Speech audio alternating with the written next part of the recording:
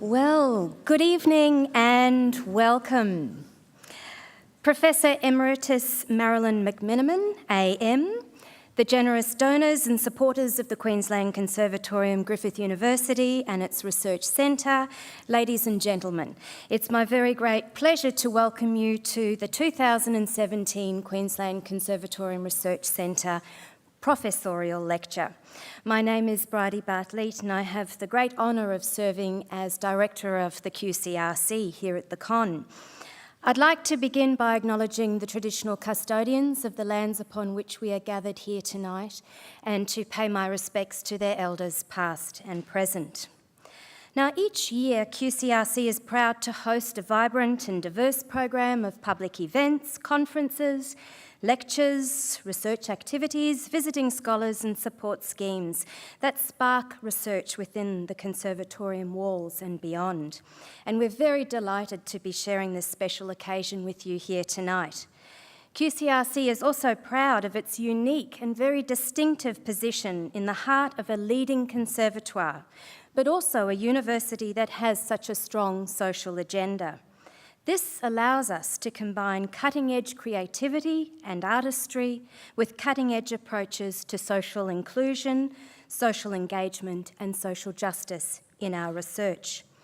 We are very blessed to have a diversity of researchers who are here on faculty at the Conservatorium, looking at the complex and very multifaceted role that music plays in society across different cultures, time periods, social and political contexts.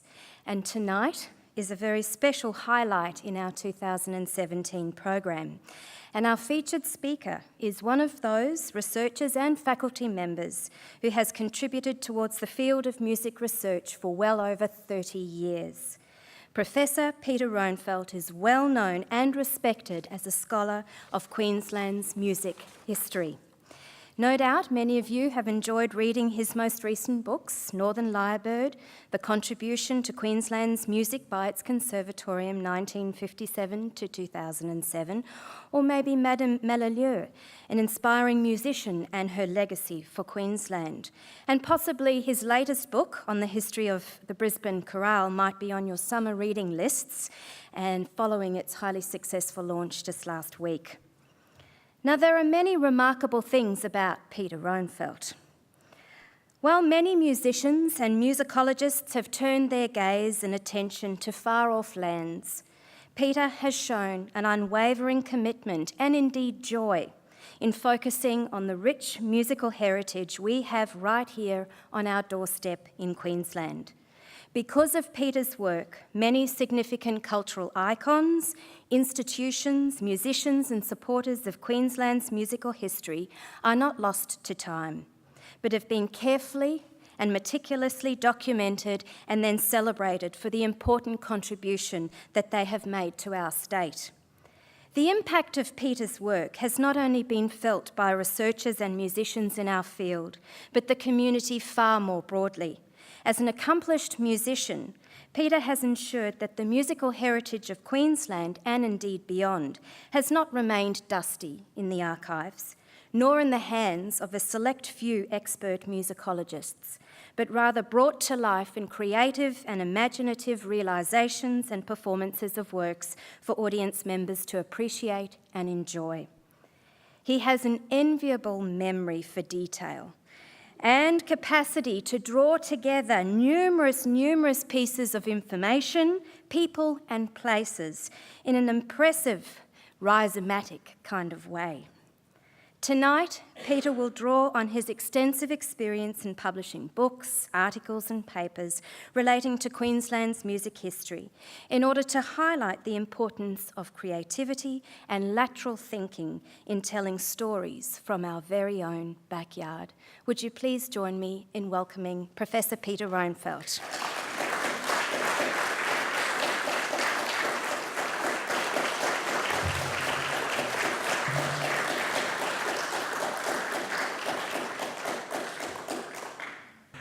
Well, good evening, everyone.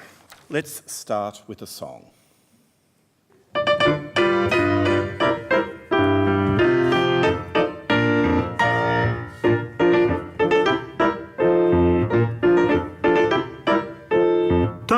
sands at Emu Park, strolling along the beach, watching the tide as it ebbs and flows as far as the eye can reach, watching the seagulls gliding by over the briny foam.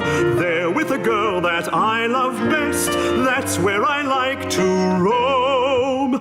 Why sing of Mississippi and my old Kentucky home, and places far away from us where lovers often roam? Just give to me the girl I love, the gum and iron bark, and a cozy corner on the beach down at Emu Park. The specific relevance of this song will become apparent as this talk unfolds, but I particularly want to draw your attention to the words of the refrain. In case you missed them, here they are. Oops. Why sing of Mississippi and my old Kentucky home, and places far away from us where lovers often roam? Just give to me the girl I love, the gum and iron bark, and a cosy corner on the beach down at Emu Park, which is near Yeppoon. You may know where it is. Apart from the youthful amorous references, there's a clear cultural message here. Why sing other people's songs when we have our own? And while, of course, it is a privilege to study and perform music from anywhere in the world and any period of history, the songs and stories that lie in our own backyard are just as worthy. As a music researcher dealing mostly with local history, I revel in exploring the fascinating context in which people like me and other Queensland musicians existed. Sometimes I can literally retrace their steps to the places they lived and worked. And sometimes I actually feel I know them as personalities and musicians. My search often begins with foreground details, even so-called trivia. Something piques my interest and I just have to learn more. But I happen to enjoy jigsaw puzzles which may explain this mindset. From random facts and findings, major themes and a broader picture emerges. I do not subscribe to a particular ism or ology or ography. I just hope to be honest with my subjects, give them back a voice and expand their audience, and in so doing, celebrate the richness of our heritage that they helped create. When reviewing the broader themes arising from my research, the following leitmotifs emerge. Serendipity, those chance discoveries, encounters, or offhand suggestions that inspired the next steps. Curiosity, never growing tired of locating and using resources to get closer to a topic. Lateral thinking, finding the logical narrative amongst a mass of disparate details. And networks, working with conversation colleagues, assistants, and organisations. This address is shaped as a series of vignettes from my research experience, focusing in particular on the role that mentors, academics, librarians, and students have played along the way. Last year, we were saddened by the passing of Gordon Spirit, who had a long distinguished career at the University of Queensland. He supervised many theses on local topics, including mine. And when Gordon suggested Robert Daly Scarlett as an honours project for me, I was thankful, but had no idea who that was. I soon learned that he was a key musician in the mid-20th century Queensland scene, and while my life and work studies was very brief, I built up much contextual knowledge that I continue to draw upon and extend. A new experience was getting to know the Friar Library, where some of Daly Scarlett's papers are held. Realising that there were even such places as special collections within libraries was particularly exciting. Apart from several oral history interviews with my subject's widow, his nephew, and various of his long-standing musical collaborators, the highlight was a 2-week stint at Sydney University's Fisher Library. Daly Scarlett's collection was donated there in the early 1960s, a loss for us, but at least it remained intact and in Australia. His large collection of Handel first editions, published by Walsh in London, had been given an annotated bibliography by Patricia Brown, which was my first scholarly reference.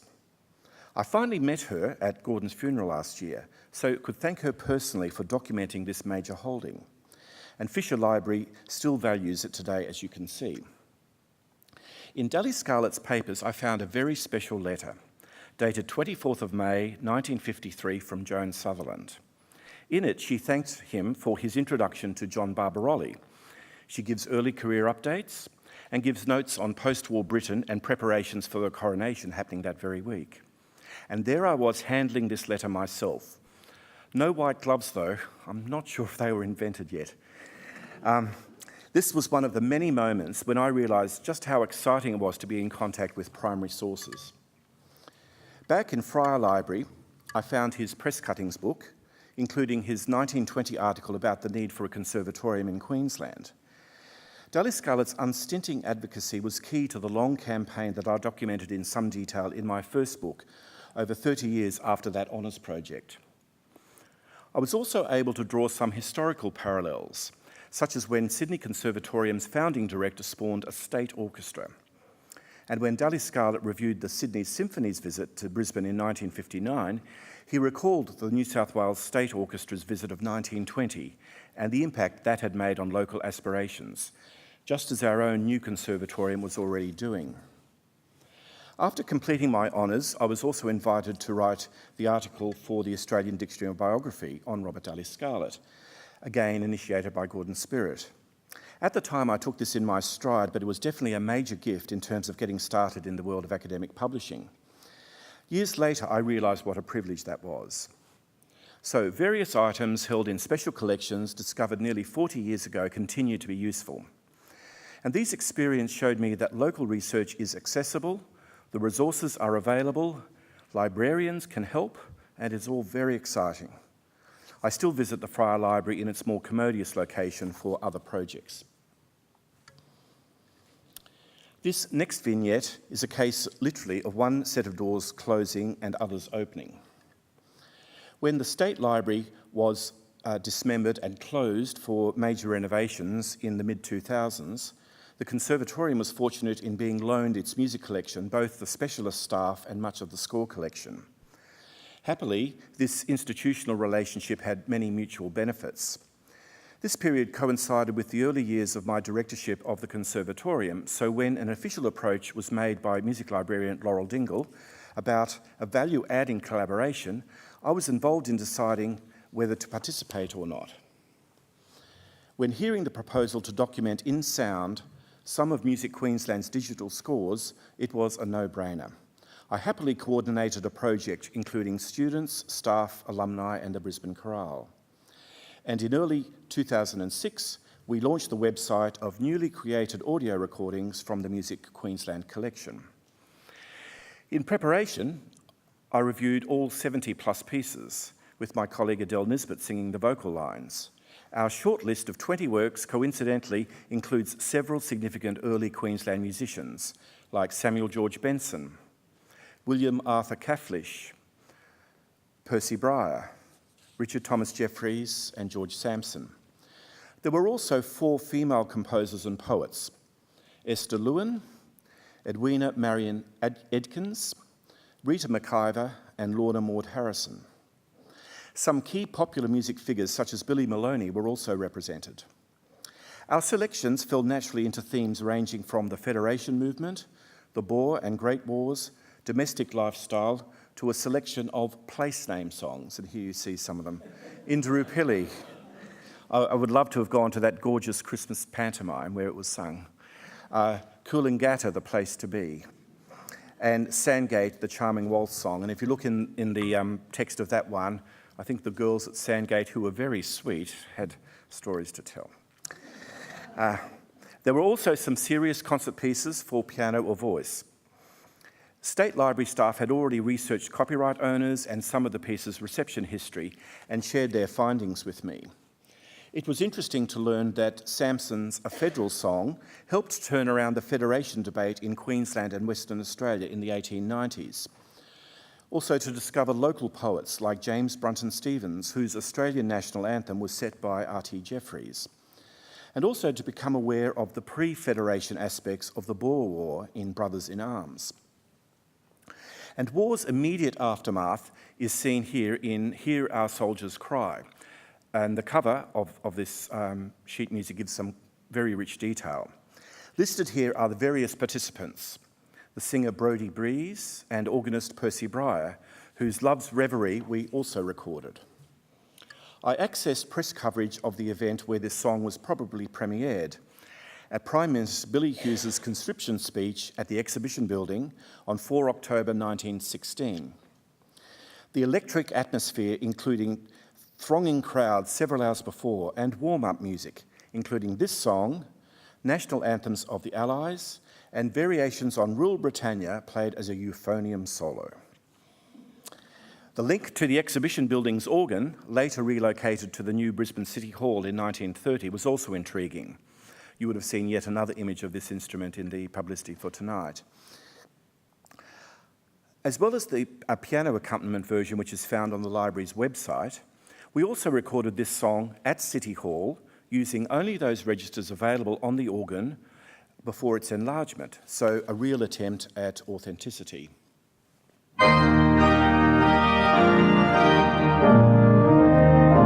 Don't you hear them calling, those men of ours who've gone, begging for assistance, begging you to come.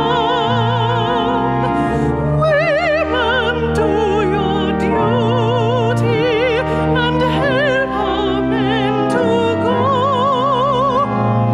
Save but in the background, our heroes have done so.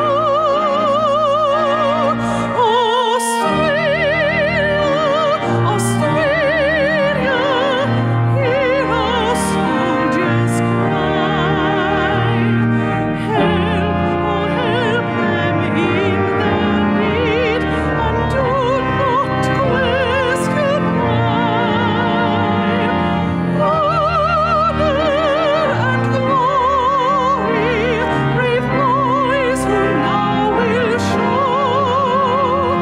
for empire and for comrades, Australia's men will go.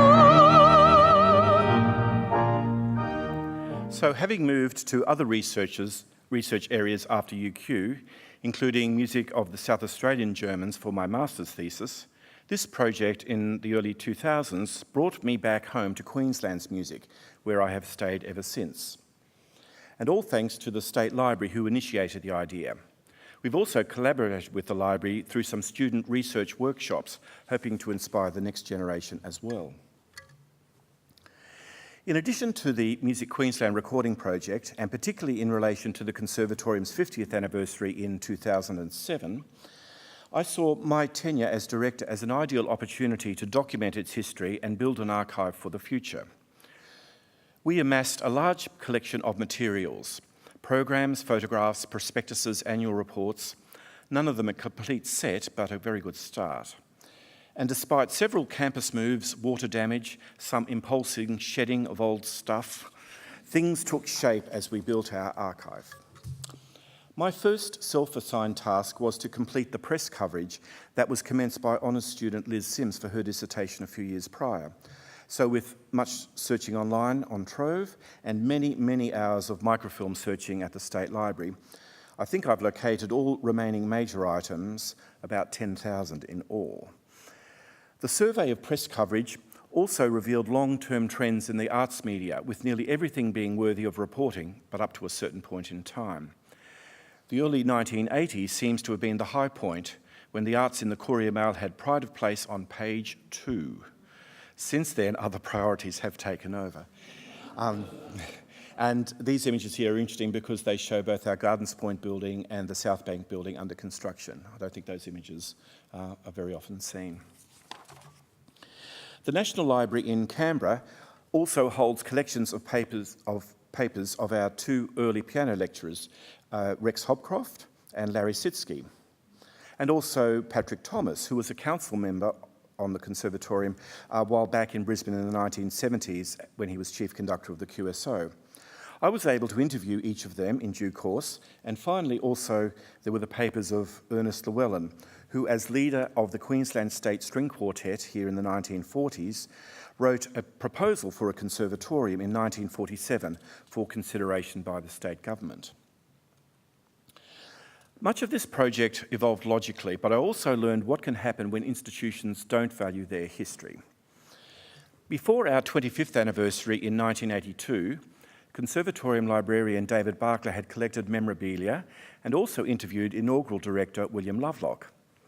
But when Gordon Spirit loaned his 20 years of council meeting papers for this project, they were never returned. So I was rather deflated as a unique source seemed lost. But years later, our then staff publicist informed me that some boxes of old stuff, now past storage retention date, had surfaced at the Nathan campus. So within days, I'd retrieved not only Gordon Spirit's meeting papers, but also many files about the building of the Gardens Point campus and much ephemera to add to my collection. After the book came out, this material needed a permanent home. So once everything was finished, I was delighted to learn that Griffith was finally creating its own archive. So those boxes of old stuff returned to Nathan campus, having started out at Gardens Point, then in storage, then briefly here at South Bank. And along with the bulk of the collection that I had created, a substantial amount, mostly duplicate copies of items and other material, was donated to the State Library. Photographs are essential to archival research. For the Conservatorium project, the few surviving ones we have from before the 1970s assumed premium status.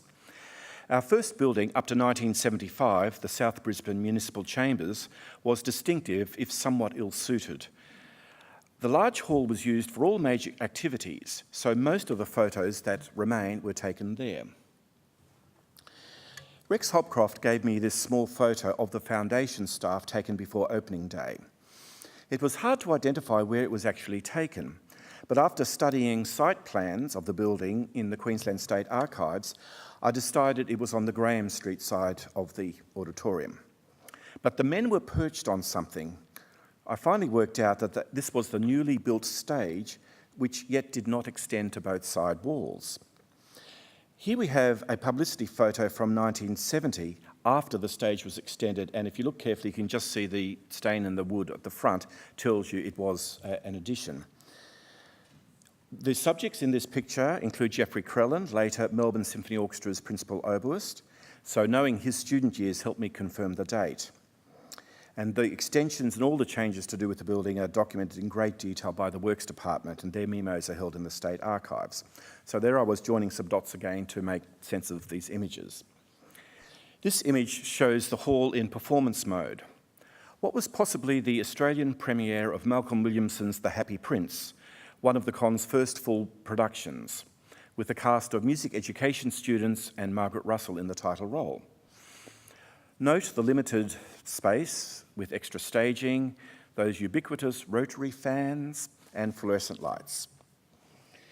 And this interest in how buildings evolve featured in a Brisbane History Group seminar in 2011, which also focused on the South Brisbane Library, now the Griffith Film School, and Memorial Park, which were all adjacent to each other. I shared the presentation with Somerville House, who had bought the Old Town Hall in 1999. And their archivist, Kate Botka, had traced the building's origin in some detail, and also its time as when it was US military police headquarters during the Second World War.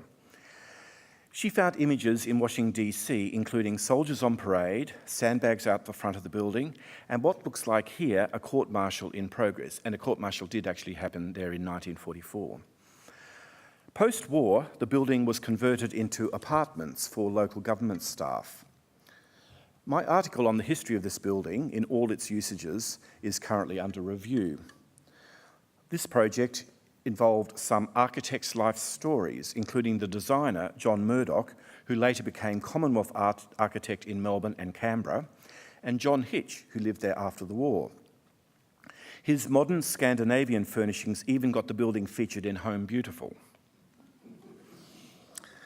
Equally pertinent to the Conservatorium's history are unrealised building proposals. Some design concepts reside in the UQ Library, such as John Corro's 1955 thesis. And some of us will remember in 1990, when we knew we had to leave Gardens Point, that the Treasury building was even suggested in lieu of the building we now occupy. So these lost histories which I only referenced briefly in the major outcome of the Conservatorium research, Northern Lyrebird, which appeared in 2012, those offcuts, those other stories of what never happened, appeared in an article I wrote for Brisbane Modern, a design journal. So local history in music leads you into lots of other interesting areas. And since my book has come out, I've often been asked for historical details, either by directorate staff here, the Griffith archivist Michael Banks when preparing displays, a colleague this year wanting to know when was the last time a complete guitar concerto was performed at the Conservatorium, and I could find that out. And even from QUT, when they were recently redeveloping the Gardens Point campus, they didn't seem to have records of what it looked like before the 1970s, so I could find them a few references. So 10 years on, in our 60th anniversary year, the need for these historical details seems to continue. This next vignette is about how one book project led almost immediately to another. Soon after innocently attending a talk at the Toowong Historical Society on the City Hall organ in 2012, another big project came my way. Soon after I had gone to that Toowong meeting, an inquiry was referred to me about a well-known house that used to exist in the neighbourhood. The new owners were keen to learn more about its history. We soon determined this was Mallalieu Home, built around 1901, known to locals and conservatorium students as a hostel. So before going to print with Northern Lyrebird, I changed my footnote in it about referring to this building as it's rather being demolished, it was simply relocated. And then a few months later, the Toowong Society invited me back for a talk. I already knew about Madame Mallalieu, later known as Mrs. Wilmore, who was colonial Queensland's premier female musician and whose career commenced here at the Old School of Arts. Expanding my research into a study of her Toowong house came naturally. Little did I know that her story would now become the focus of my next book.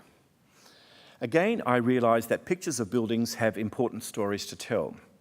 This is inside view of the Old School of Arts, a well-known image on the Picture Queensland website. But please note the distinctive curved window shapes. When I showed this image to the current owners of Mallalieu Home, they instantly recognised it as a prototype of their house entrance hallway design. I think Madame Mallalieu wanted a permanent reminder of her early career, so literally built into her home in Toowong something that reminded her of the Old School of Arts, which had long been demolished. After it ceased being a hostel, Mallalieu Home became the base for Hear and Say, the deaf education organisation. And its director, Dimity Dornan, said that little detail on entering the house gave her some aesthetic uplift when she was working there in the rather rundown building. So a simple static design element I found has many different cross-reference points.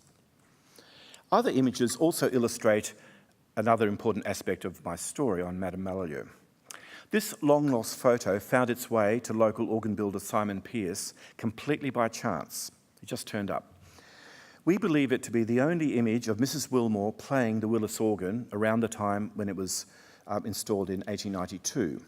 It's a stage shot showing how a Victorian-era woman even is able to play the organ in a hot Brisbane weather. It was installed in December. And also shows us how photographs of this type were made back then. Now, if you look carefully on the lowest manual, there are two depressed keys, a B and a C, showing that it was coupled to the pedals, because she probably has her left foot on the pedals to keep herself stable for the minute that it takes for the image to be taken. So you realise this had to be a stage shot, and also you would never normally be seen in that position at the organ. Another picture of her is this portrait from around 1900, created by local Swedish-born artist Claes Edvard Fristrom. In addition to various character traits I see in her face, the cameo brooch was of interest. In my book, I suggest this is the image of her eldest child, who died tragically at the age of 10, because it appears to be a lifelong memoir which she wore constantly. Another image also eventually revealed its date to me. When enlarged, the corner sign is eligible. National Association organ recitals every Sunday at 4 p.m. After the organ was installed in 1892, the first major recital series was in 1894, when Mrs. Wilmore appeared in 37 of the 42 concerts she organised. Later on, there were other series, but not always on Sundays. So I could actually date this image fairly exactly. The organ was eventually bought by the City Council and moved to the City Hall, which was more accessible in this town centre. And many years later, at the final recital, before City Hall was closed for its recent renovations, the story of Mrs. Wilmore coming out of retirement in 1930 to test the organ in its new location was told. At the age of 88, not having played the organ for 30 years, she sits down and performs the Vidor Toccata. Again, it was a cutting in the State Library collection that helped me confirm this story. I'm pretty sure it was that piece because she did play that at the opening concert. Another verification task involved her final piano performance at age 80 in 1922, the Australian premiere of Elgar's Piano Quintet, which was then a very new piece. But Melbourne's British Music Society cited their 1925 concert as the premiere, and pianist Ada Freeman even got a note from the composer. But here is my evidence. I had a very interesting chat with Piers Lane on this point because he has connections through Nancy Weir, and I insisted, no, the first performance of the Elgar Quintet, which he has recorded, was in Brisbane. So I can only go with my evidence. And sometimes a casual comment builds a critical link in the chain. When writing the Conservatorium history, I just mentioned to a former Mallu Home student about my project, and she put me in contact with another. They had shared Mallu Home as students in the 1970s. And this person, Evelyn Kruger, was already doing family research on Madame Mallu. We met and soon discovered we had a shared obsession which became a strong research collaboration. So yet another link grew out of a library connection. Already I had assistance with the family history from Evelyn, but Bridie and myself were invited to a state library evening, just where two researchers come along and talk about their research. And in the audience was someone I knew well from past musical connections, and at the time she was working for Hear and Say. And I thought, you must introduce me to the director because that building is part of Hear and Say's history. So I met with Dimity and had a wonderful insight into her 3 years there. So once again, that was a connection facilitated by the library. And of course, something always comes to light before you go to print. At yet another State Library function, I made a casual comment to Robin Hamilton bemoaning the loss of historical items like her Queen Elizabeth Medal, conferred on Mrs. Wilmore by the King of Belgium in recognition of her benevolent wartime work.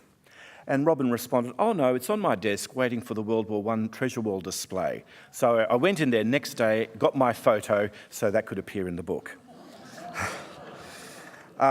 So once again, it was a librarian that made this possible, and this discovery enriched the publication enormously. There's nothing like having that first-hand contact either with people or things that really brings research alive. Earlier, I referred to Percy Breyer, who figured in the Music Queensland project, also in the Conservatorium history, and again in the Madame Mallu story. She had mentored and collaborated with Breyer for many years. They actually first met on the ship, en route back when he was en route back from England after studying at London's Trinity College. That meeting happened in 1906. Percy Breyer chronicled Queensland's music history in several typescripts held in various libraries around town. And though they lack citations, they contain much useful information. Through my Daly Scarlett research, I was aware of the local branch of the Australian Guild of Composers, where Breyer's compositions were performed in the 1940s and 50s. I then became more involved with Breyer after mentioning at a research centre meeting that I had this long list of future project ideas, including the Brisbane Chamber Music Society of the 1920s, which Breyer had helped establish. Our then research director, Halb Skippers, suggested I put on a concert or maybe a lecture within the Crossbows Festival, and I did both. So another simple suggestion then became a major project. Research into chamber music performed here since colonial days, and my time frame was exactly 100 years. The outer days were significant because in 1872, This was the first recital by Madame Mallew with Richard Thomas Jeffries soon after he arrived in Brisbane.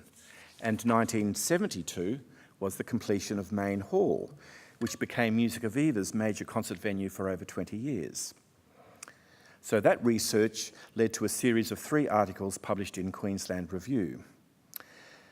And through my research, I found it interesting to look at works which used to be better known. So my companion concert in that Crossbows Festival included chamber works by Reinberger and the Danish composer Niels Gade. They were often heard in early Brisbane concerts.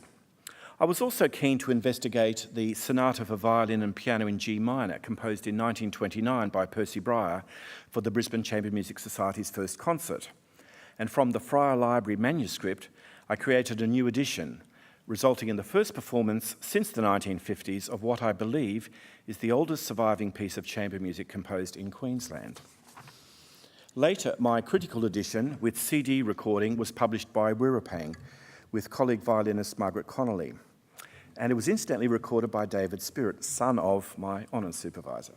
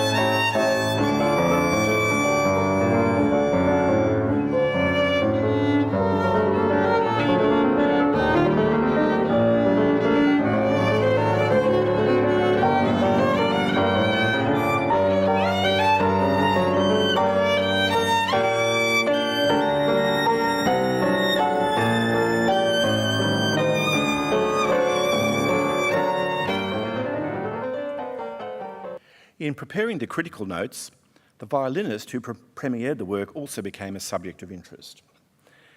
As seen in many concert programs of the time, it was clear that Ipswich-born Eric Hain was a top-level performer, but his early career was something rather special. He studied with Hermann Rosendorf, who came from Berlin to Brisbane in 1879 at the age of 19. So it was natural that Hain's overseas experience also started with studies in Germany. After 4 years in Berlin, Hain travelled with conductor Karl Muck to the USA, so the boy from Ipswich now played in the Boston Symphony Orchestra. And he also toured America with famous Australian singer Evelyn Scotney, who was based in Boston as well. After arriving back home, Hain played much new music here, including with the composer, a piece written in a German internment camp by Arthur Benjamin, who had also returned to Brisbane, having grown up here and gone to school here. And there was yet another coincidence. When I gave a Friends of Friar Library talk in 2012, I learned that its then head, Laurie McNeice, is married to a member of the Hain family. Eric Hain is yet another forgotten Queensland musician of note. But for the moment, having dealt with Percy Breyer in various ways, a chance now came to pull various strands together. Janelle Carrigan is a pianist friend and Queensland Conservatorium alumna who is working at the Sydney Conservatorium, where she has a piano and violin duo with husband Gertz Richter. So I thought they might be interested in my rediscovery of this locally composed sonata. And she suggested that I present a paper on Breyer at the 2013 Australasian Piano Pedagogy Conference in Toowoomba. I could even make my topic fit into the theme of the complete musician in a digital age. I just turned it on its head.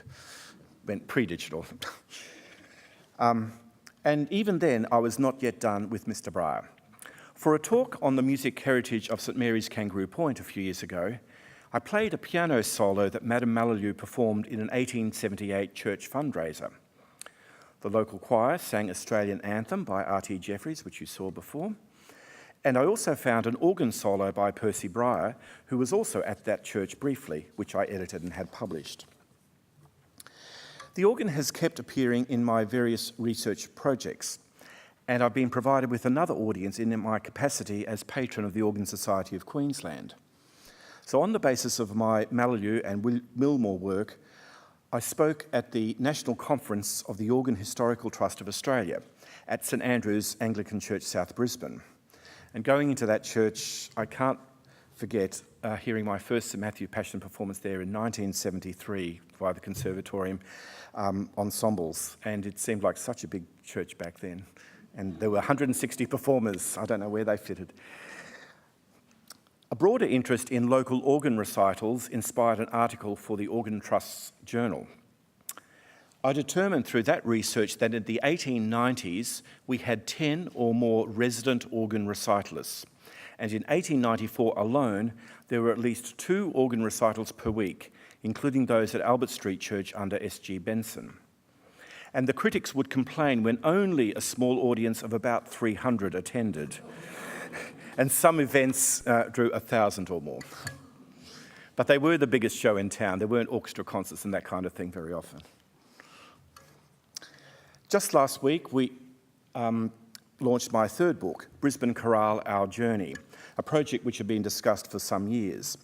I did have a head start with my conservatorium history and had long been interested in the internal workings of a choir, both as a social and artistic phenomenon.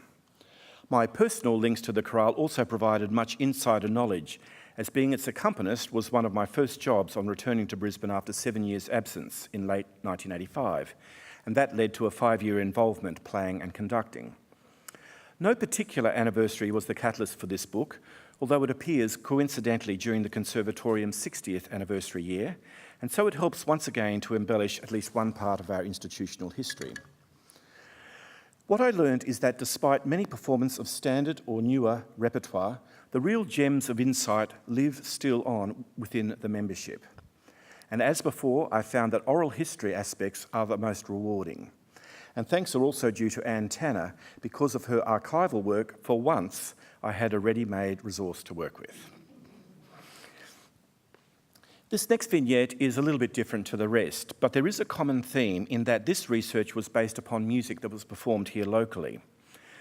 With my 1990s ensemble, Cantilena Singers, I enjoyed exploring lesser-known Baroque repertoire, so stumbling across a delightful work by Marc-Antoine Charpentier from the time of Louis XIV was a very special experience. My performances, including one in 1998 here at the Conservatorium, were used as case studies for a postgraduate editing course, as I had created my performing editions from original sources. Later on, our inaugural Research Centre assistant, Angela Turner, who had previously done this course, suggested that I apply to present a paper at the Charpentier Tercentenary Conference in 2004. Little did I realise what this next venture would entail. My paper also drew on my other performances by Charpentier's contemporary, Michel Richard de Lalonde. That composer had been extensively studied by Lionel Sawkins, a former Brisbaneite who has visited us many times. I investigated the notion of what factors influence a composer's posthumous fate. But when I spoke in Birmingham, UK, to an auspicious gathering, it was with great trepidation. Nearly all my citations and references were from works by living scholars in the room. Later, the book, based on that conference, appeared, in which some of Brisbane's more recent musical history gets a mention. Having already written about the unpredictability of fame for musical works and their composers, this phenomenon gave me a starting point for my recent article on Brahms.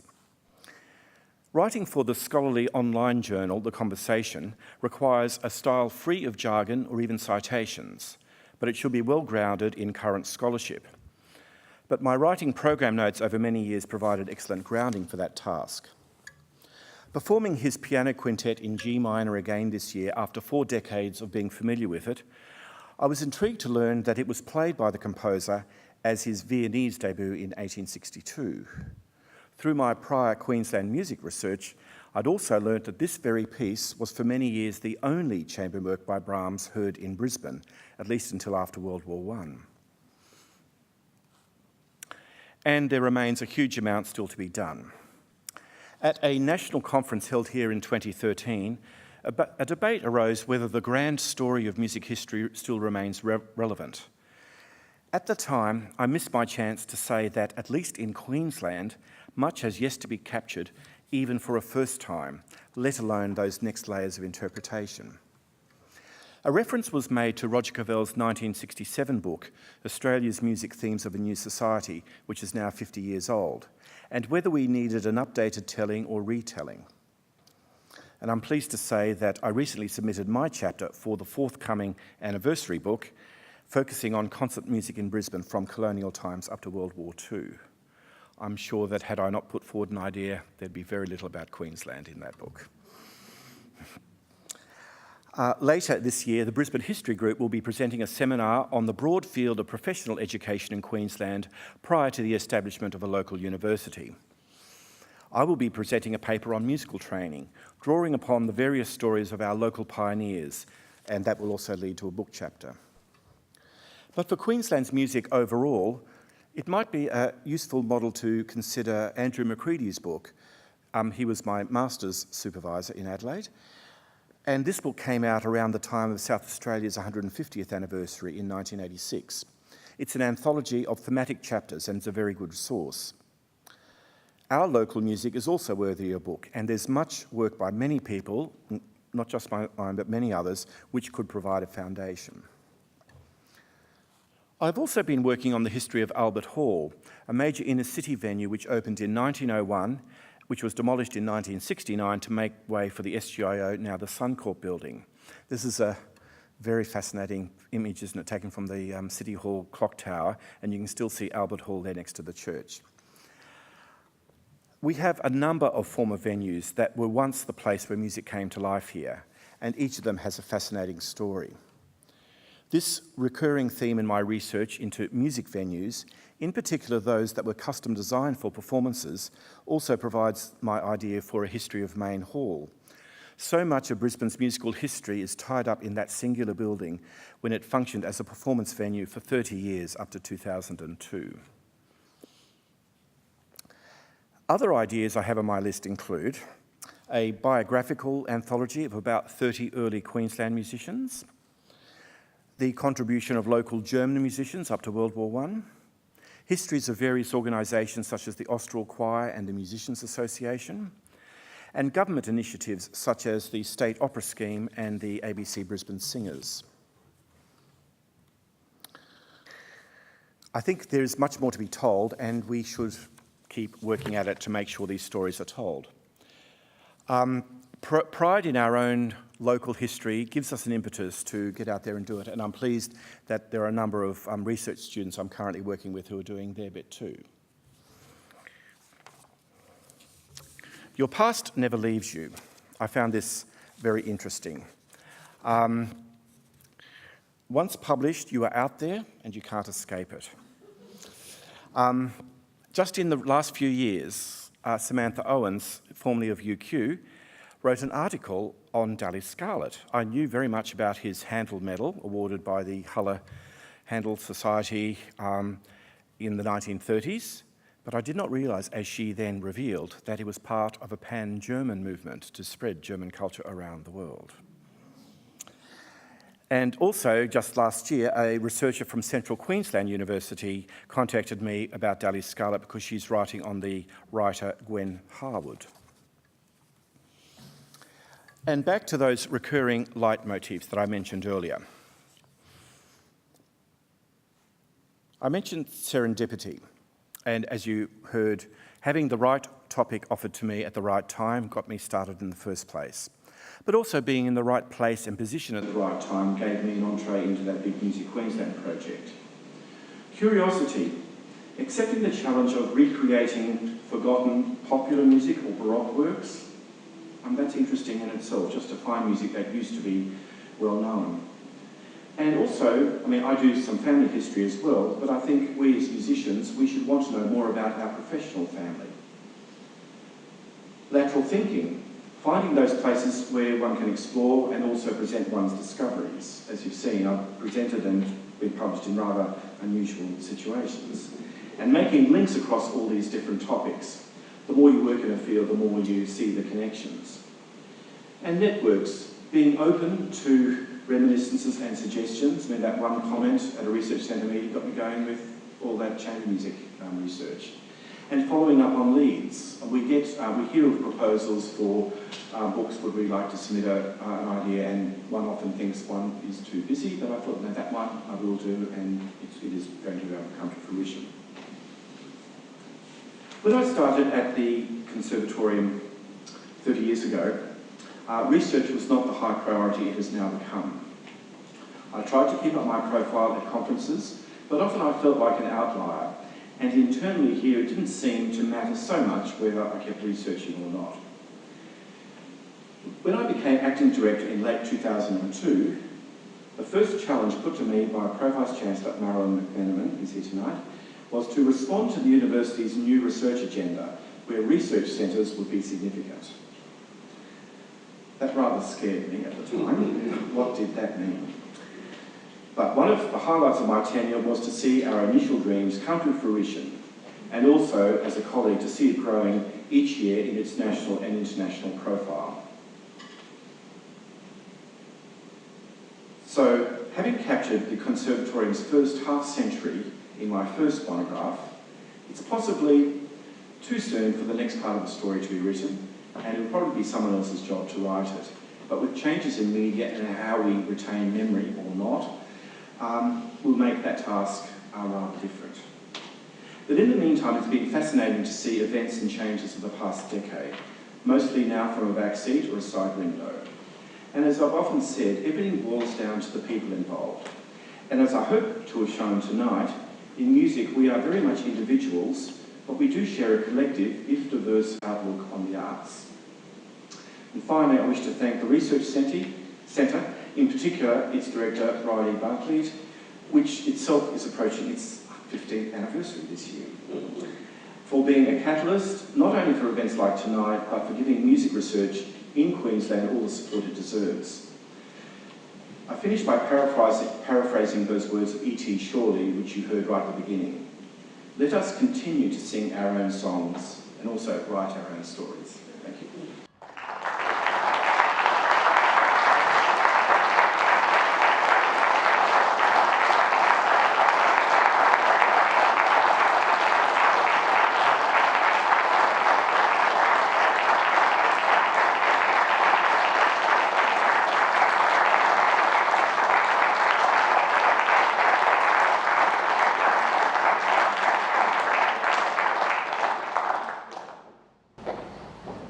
Well, thank you, Peter, for what has been an inspiring and highly engaging lecture here tonight that I think has shed light not only on your processes as a scholar and musician, but many interesting aspects of Queensland's musical heritage and indeed what still needs to be done. And there's a great call to arms there for scholars to take up those challenges as well.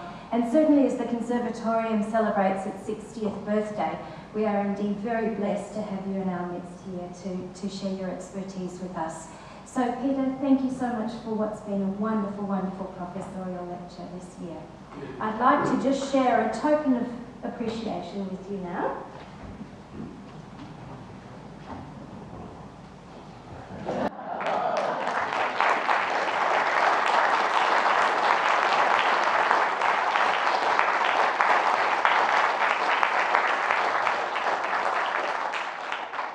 Ladies and gentlemen, it's now my great pleasure to welcome you to a function which we're going to have in the foyer afterwards, and we hope that you'll join us for a refreshment.